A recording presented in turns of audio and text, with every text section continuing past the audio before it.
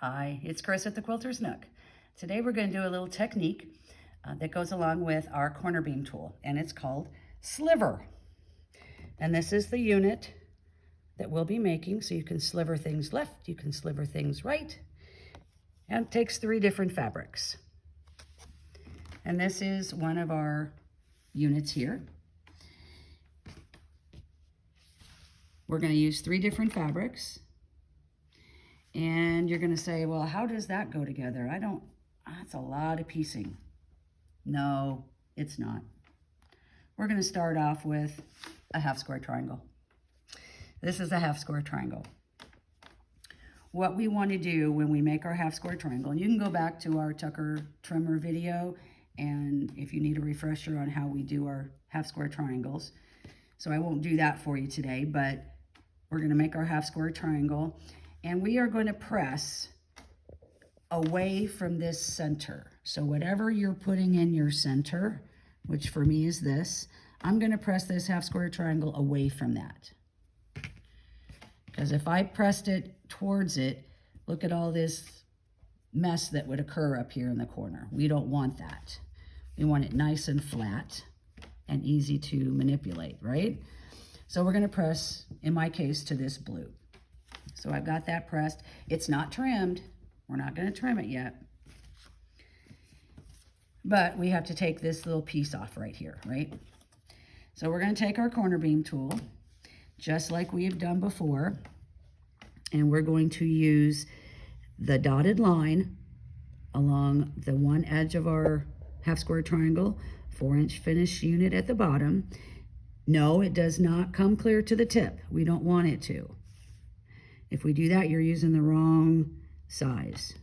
We want just that little gap in there, okay? And then we're gonna cut him off, and he can be thrown away.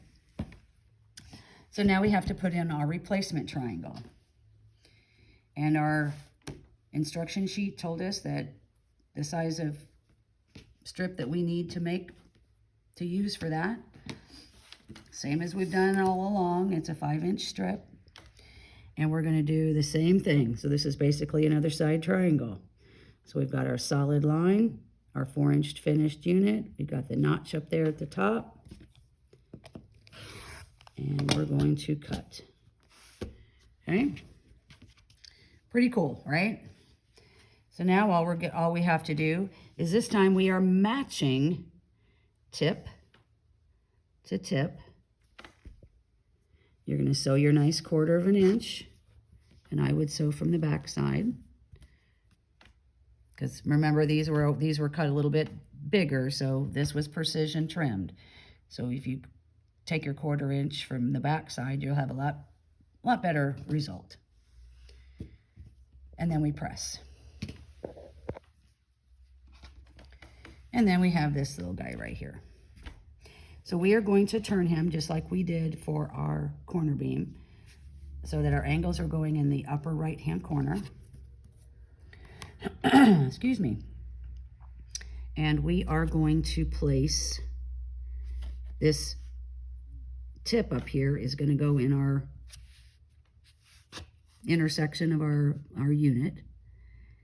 And we're going to put this side triangle trim number 2 line along our seam line.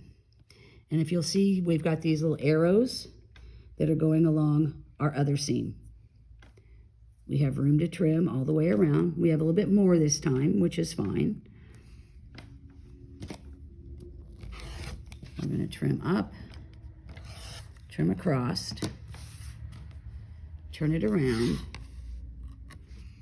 I always start by lining up my outside edge, because that's the cleanup line that we've already done. We've got our little 4 notch going into our intersection there. And we have this little slash mark going right there. So it tells us that we're in the right spot. Our intersection is up here at this tip. Just amazing how everything just lines up so perfect, isn't it?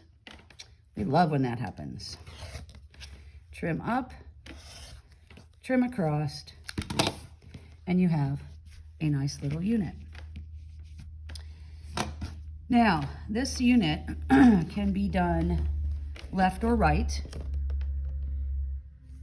Okay. We did the cutoff on the left-hand side. So all of our fabrics were facing up. If we wanted to trim, to have this on the other side, we would turn this over and we would do it with our fabrics upside down. But your technique sheet will show you that. Okay. And down here at the bottom, well, let's go up here to the top first. So here, there's 4 different ways that you can orient these units, because you've got your 3 different fabrics. So there's lots of variety. And down here at the bottom is a little block that you can do.